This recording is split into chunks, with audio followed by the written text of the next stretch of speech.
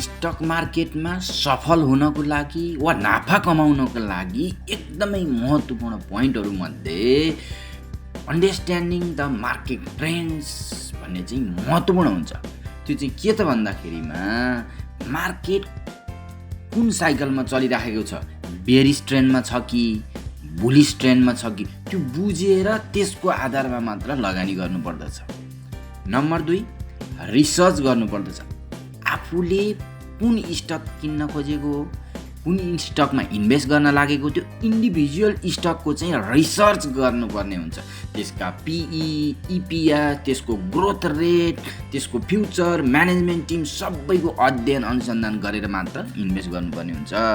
अब तेस्रो नम्बरमा आफ्नो पोर्टफोलियोमा चाहिँ डाइभर्सिफिकेसन गर्नुपर्छ।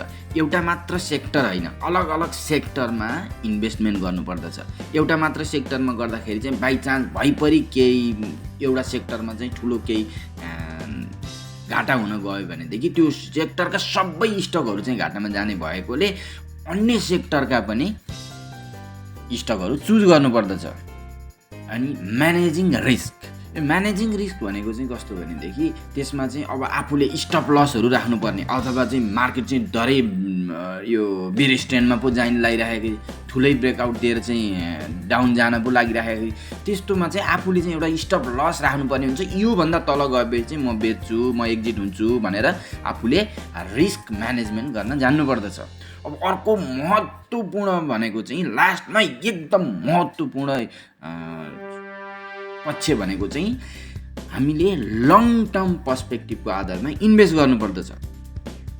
लङ टर्ममा हुँदाखेरि चाहिँ हामीले बिस्तारै कम्पाउन्डिङको आधारमा चाहिँ स्टकहरूमा नाफा नै हुन्छ। स्टक मार्केट जहिले नि तपाईँको चाहिँ लङ टर्ममा चाहिँ माथि नै गएको हुन्छ। यो त्यसैले अब यो केही दिनमा केही महिनामा आएका चाहिँ फ्लक्चुएसनहरू डाउन अपमा चाहिँ नआत्तिकन नडराइकन चाहिँ घटेका समयहरूमा एकुमुलेसन गर्दै गर्दै एभरेज गर्दै गर्दै जाने भने अवश्य पनि नाफा हुन सक्छ। र अब ओभरअल्ली यसलाई समराइज गर्दा चाहिँ के त भन्दाखेरिमा हामीसँग चाहिँ नि स्टक मार्केट सम्बन्धीको नलेज हुनु पर्यो हैन।